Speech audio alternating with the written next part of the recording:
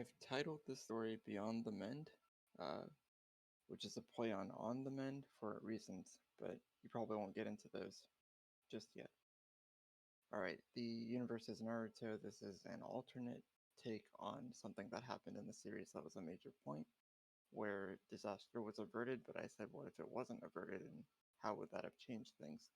So I wrote my own version of that. Alright. Sunlight scorched the Hidden Leaf Village training grounds. Naruto Uzumaki pounded his fist against an aged wooden post, indifferent to the heat. The dented bark had long since stained red due to his merciless punches. Fresh blood seeped from scratches along his knuckles. He continued to hammer away at the post, grunting with every strike. Clouds rolled in, bringing with them an overcast sky. The boy continued his task on autopilot. No matter how long he kept at it, it wasn't enough. This pain was never going to be enough of a punishment for what he had done. He deserved this. Naruto studied the raw, pulsing wounds decorating his skin. Wincing, he sucked in a breath and reeled back to keep going, only to freeze at the sound of someone behind him. Naruto, Kakashi-sensei said in a low voice, "That's enough. I understand how you feel, but doing this won't help anything." "It'll help me feel better," the Genin spat, taking another swing. Pain flared through his fist, but he refused to let up. His teacher's words rang over and over in his head. Kakashi-sensei understood how he felt. How could he know what this pain felt like? Every fiber of the boy's body tingled. His anger built to a boiling point, screaming for an outlet. Naruto readied himself for another punch, but Kakashi's hand clamped around his wrist before he could react. The Jonin yanked him away from the post and trapped him in an iron grip. It quickly became apparent that struggling against someone twice his size was pointless. Naruto let out a defeated sigh, and his body went limp. Kakashi held the position for a moment, releasing his hold once he was confident the irritable Genin wouldn't resist anymore. "Now that you've settled down," the silver-haired ninja exhaled, "let me tell you why I'm here. I was sent by the Hokage. She wants a word with you. Sasuke, too." Taking in the information, Naruto balled his fist as he reflected on his greatest shame. The still-fresh, horrific memory played over and over in his head. An action as simple as breathing took so much out of him now. There was no doubt in his mind about what the fifth Hokage, Lady Tsunade, wanted to discuss. Neither Kakashi nor Naruto was willing to say it, but they both knew. "Okay," the boy said after a long pause. "Let's go, Sensei." "Now that you're both here, we can begin." The Hokage's powerful voice commanded the attention of everyone in the room. Naruto flinched under the gaze of Lady Tsunade. She steepled her fingers, observing the two boys standing at attention in front of her desk. Her shrewd almond eyes held none of the usual softness reserved for the Uzumaki, her clear favorite out of the next generation of Leaf Ninja. This was the first time since meeting her that Naruto recalled her giving him that look. He'd seen her intense stare before, but there was always some degree of warmth hidden away there. Now, in place of that warmth, he saw hardness, distance, disappointment, maybe anger? He knew what she was capable of with just one finger. Imagining that power focused in any way toward him made him shudder. Judged by his stilted posture, Sasuke was no more comfortable being here than his teammate.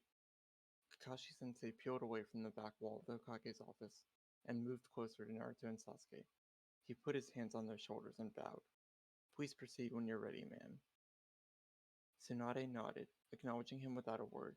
She gave both boys a once-over, her expression stern and hard to read. She stopped to observe Sasuke's contrite expression and held his gaze before moving on to Naruto. Unlike Sasuke, he turned away when she made eye contact. Having made her judgment, Tsunade snapped her fingers. A couple of guards dressed in standard Anbu garb, complete with the overalls and many pouches their uniforms were known for, slid into view. They reached for the boy's arms and held up their wrists, revealing tiny black markings. Both Anbu agents formed hand signs and held their hands near Naruto and Sasuke's tattoos. Seconds later, the active seals vanished, and the two Genin took deep breaths. "Your chakra networks are no longer restricted," Tsunade announced, her nose bridge pinched as she stared hard at both of them. the atmosphere growing icier by the second. But make no mistake, you cannot resume your usual duties as Ninja of the Leaf. You're to remain on probation for the next week while you think about what you two have done. After that, I will consider letting you return to work. You kids should be grateful after the shame you brought to this village with your actions. She sighed and put a hand to her forehead. But you two are important to the Leaf. I can't just cast you aside. If I were reprimanding anyone else, we'd be having a very different conversation, starting with stripping you of your title as shinobi. Naruto winced, but didn't interrupt. Looking at Sasuke askance, Naruto noted his rival appeared unusually calm now. When this was over, they really needed to talk. Sure, it would be painful, and neither of them really wanted to, but if they closed themselves off now, they might never talk about what happened again. They might lose whatever remained of their bond. Anyway, Tsunade continued after taking a swig of sake from a bottle on the edge of her desk, here's the long and short of it. You're not permitted to set foot outside of the village during your probation. Your Anbu detail will continue to watch you at all times. If you're spotted even thinking about starting any sort of a fight for any reason, I'll hear about it. You do not want me to hear about it. You'll land right the hell back in those jail cells you spent the last 3 days in. She slammed a fist on the desk, rattling half the building with her monstrous strength. Got it? Yes, ma'am, both boys replied quickly, bowing with Kakashi's hands atop their heads. Tsunade heaved, at last letting emotion reach her face. Her eyes sparkled with tears, but she pulled back her gaze toward the mountain of paperwork on her desk. Dismissed, she said in a gruff tone. The Anbu escorts nudged both Genin along before they could say another word. Kakashi strolled behind, keeping pace with the students, but not saying anything until they were outside of the Hokage's mansion. So, Kakashi said, with a slower drawl than was typical even for him, I've got a few things to take care of. I suggest you head home to get away from prying eyes. Naruto nodded, biting his lip. When will we see you again, Kakashi-sensei? He ventured to ask, not entirely sure he was ready for the response. The Hokage needs to read my official report about what happened. Then she needs to speak with the immediate families of the victims. Until then, I'm not officially allowed to spend time with either of you. You know how it is. He didn't know how it was, but Naruto nodded anyway. Sasuke hummed in acknowledgement. The Jonin kicked at a rock and stared at the pavement. I'm sorry, Naruto. Sasuke. Having said all he could, their sensei poofed away, leaving the boys with only each other and their Anbu assignees as company. Naruto and Sasuke shared an awkward glance, then took the first steps on their eerily quiet walk back into the heart of the village. I wanted to pause here and ask, do you all want me to continue or do you want me to stop there? I'm enjoying it, but I'll leave it up to everyone. Fine with me to continue. Yeah, I'm enjoying it as well. Enjoyable. I like it. Alright, I just wanted to ask because if I were to stop, this would be where I was going to stop. So now I'm going to finish. Okay. The streets were dead quiet, and only a smattering of citizens, most of whom hurried back inside or gossiped among themselves at the sight of the boys, could be seen going about their lives. In a lot of ways, at least for Naruto, not much had changed. He was still receiving the same nasty looks and neglect he'd come to know so well, growing up in this village he called home. Sasuke was still not talking to him much. He was still the local screw-up. Not much had changed, and yet everything had. Naruto stuffed a hand into his pocket, fumbling with the singed bit of fabric he still held onto. No longer anything close to recognizable, the small shred of his teammate's headband was all he had left, and he'd sooner die than let himself part with the memento. Sasuke didn't say a word as they walked along, but that was nothing new. Being together like this, without Sakura, brought an uncomfortable flatness to their time together. Everything in Naruto was numb, and he was almost certain Sasuke felt it too. Words weren't needed. Besides, it wasn't like there were any words that could properly convey the depth of the guilt and shame they were mired in.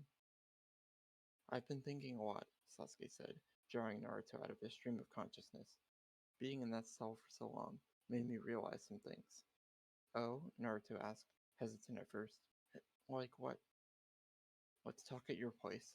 His less grumpy than usual comrade suggested, casting a furtive glance at a couple of nosy shopkeepers. There's not exactly a lot of privacy here. Right. In a matter of minutes, they were plopping down on the side of Naruto's bed to talk. The blonde noted that Sasuke held his tongue about his room's messy appearance, focusing only on the conversation at hand. Even he must have known the gravity of what they went through, what they did. Sasuke? Shh, Sasuke interrupted. Let me go first, alright? Before I change my mind. Naruto took shallow breaths, waiting for his friend to speak. Sakura is gone. Sasuke's blunt words carried with them a hard truth that Naruto had until now done his best to sidestep. The moment they were spoken, something inside him came undone. She's dead, and whether we meant to do it or not, it was by our hands. I know how the villagers feel about you, and I know a lot of people will say a lot of things in the next few days. Maybe even weeks or months from now, but this is on me, okay? Not you. I started the fight at the hospital. I knew what to say to rile you up and get you to fight me, so that's what I did. This is where it led us. No matter what anyone else tells you, or what you tell yourself, it's on me, alright? Naruto shook his head, doing his best to ignore the Anbu he knew were perched outside the window. No, not alright. Sasuke, I'm guilty too. I let my competition with you make me forget about everything else. By the time I saw Sakura running across the rooftop, my Rasengan wouldn't... Yeah, I know. Sasuke kicked his leg out. My Chidori wouldn't vanish either. I'd already made it too big, and I couldn't disperse the chakra fast enough. He sighed. But forget about that for now. There's something else. After she passed, something happened. Sasuke leaned in, putting a finger to his lips. Naruto turned his head to one side to hear Sasuke's secret. The Anbu posted nearby may have been tracking their movements, but they couldn't report on what they couldn't hear. When the young Uchiha spoke, every muscle in Naruto's body went rigid. There's something my brother told me long ago, about a more powerful version of the Sharingan. I didn't fully believe him, at least not until that day. Sasuke pulled back, closed his eyes, and after a moment of intense focus, he opened them again. The typical red and black pattern of his Sharingan had taken on a new, more complex form. The design now resembled a kaleidoscope, and was like no Aki or Jutsu Naruto had ever seen before. The Uzumaki let out an involuntary gasp, hopping up from the bed. Sasuke blinked, and in an instant, his eyes were coal black once more. That, he whispered between shaky breaths, was the Mangekyo Sharingan.